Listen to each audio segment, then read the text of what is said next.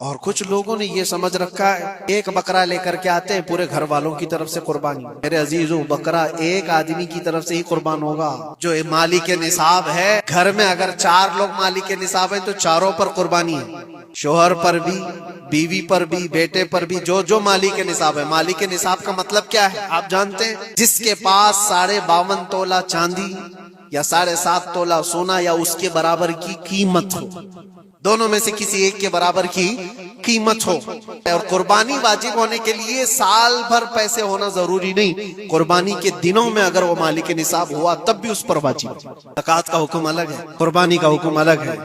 ہاں، بڑے جانور میں 7 حصے ہو سکتے ہیں. اونٹ ہوا یا بیل بھینس، یہ جو بڑے جانور ہیں ان جانوروں میں 7 حصے ہو سکتے ہیں اور ان میں شریک ہونا جائز ہے. لیکن 7 لوگ جو شریک ہو رہے ہیں ان کے لیے بھی شرط ہے کوئی ایک بندہ بھی اس میں غلط عقیدے والا بھی نہ ہو اور گوشت کی نیت سے شریک نہ ہوا ہو، بلکہ سب قربانی کی نیت سے آئے ہوں تو سب کی قربانی ہوگی. یہ خیال بھی رہے ضروری ہے جانور شریعت کے مطابق کا لے، عیب دار جانور کی قربانی نہ کرے. لاغر ہو، کمزور ہو، سینگ ٹوٹا ہوا ہو، کان کٹا ہوا ہو، پیر کٹا ہوا ہو، دم کٹی ہوئی ہو، یا اتنا کمزور کہ چل نہیں سکتا، کھڑا نہیں ہو سکتا، ایسا عیب دار جانور نہ لے. اور دوسری چیز، عیب کس کو کہتے ہیں؟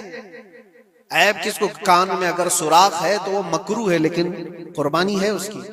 ہاں، سینگ اگر بچپن اس کے پیدائشی نہیں آئے تھے تو جائز ہے اس کی قربانی.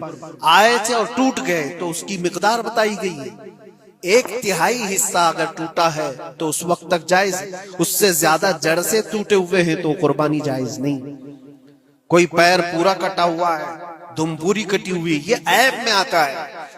عیب دار جانور کی قربانی جائز نہیں کرے گا تو وہ گنہگار ہے. افضل کیا ہے؟ افضل تو یہ ہے کہ اللہ نے تم پر واجب کیا، تم جاؤ اپنے ہاتھ سے کرو، تم جاؤ، کیونکہ حدیث پاک میں ملتا ہے کہ تم اپنے ہاتھ سے قربانی کرو اگر طاقت رکھتے ہو. اس کے خون کا قطرہ گرنے سے پہلے تمہارے پچھلے سارے گناہ اللہ معاف فرمائے. یہ افضل ہے.